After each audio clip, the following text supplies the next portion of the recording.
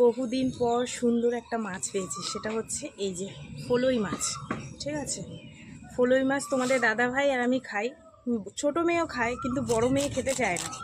দুটো মাছ নিয়েছি, দুটো মাছে এই যে দেখো 350 হয়েছে। আর আমার ফলই মাছ ভীষণ ভালো লাগে, কাঁচা লঙ্কা কালো জিরা বাটা দিয়ে পাতলা করে ঝোল করব, একদম পাতলা, এত ভালো লাগে খেতে। কিন্তু এই যে ছুলতে গেলে সমস্যা, অনেক কষ্ট হয়। প্রথমে এই মাছটা দাঁত দিয়ে না, প্রথমে এই মাছটা দাঁত দিয়ে এই মাছটা ছুলেছি, এটা উঠে গেছে। তারপরে এইটা ছুলছিলাম, তারপর ওই পাশের বাড়ি একটা ভাইয়ের বউ এই ছুলনিটা দিয়ে গেল, বললো এইটা দিয়ে ছোলো দিদি, তাহলে তাড়াতাড়ি হয়ে যাবে। তাই এইটা দিয়ে এখন ছুলছি, বেশ ভালোই হচ্ছে, তাড়াতাড়ি হয়ে যাচ্ছে। ঠিক আছে, দেখো গুড়ি গুড়ি আসতে অনেক টাইম লাগে, আবার যারা কাটতে পারে তাদের কাছে কোনো সমস্যা নেই, তাড়াতাড়ি হয়ে যায়। আমার ভীষণ ভালো লাগে। বেগুন আছে ঘরে, বেগুন দিয়ে ঝোল হবে পাতলা করে মাছের।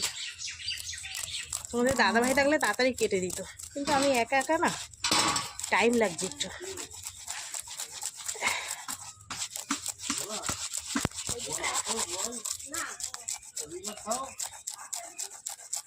কোথায় যাচ্ছ সাজুগুজু করে? যাও, দেখো দেখো আমার ভাই বাদে আবার কেউ নিয়ে না যায়।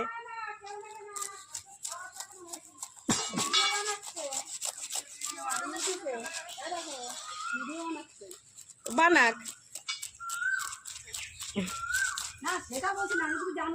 আমি জানি জানি। এই যে প্রায় অর্ধেকটা হয়ে গেছে। ঠিক আছে, আরো এখন অর্ধেক আছে। শোনো মা, কেটে দে তো শোনো মা, আয় তুই এখানে। দেখো আমাদের একটা সোনামা আছে, সোনামা, এই যে পাগলি সোনামা, পাগলি। দেখো তো তোমাদের এখানে একটা ছেলে আছে নাকি, আমাদের সোনামারে বিয়ে দেবো, একটা সুন্দর সোনামাকে বিয়ে দেবো। যদি মেয়ে থাকে এই আমার এই ভিডিওর মধ্যে ফোন নাম্বার দিয়ে দেবো, তোমরা যোগাযোগ করবা, করে একটা পাত্র চাই সোনামার জন্য। পাত্র চাই, পাত্র। চলো, প্রায় হয়ে গেছে কাটা, এবার টুকরো টুকরো করি।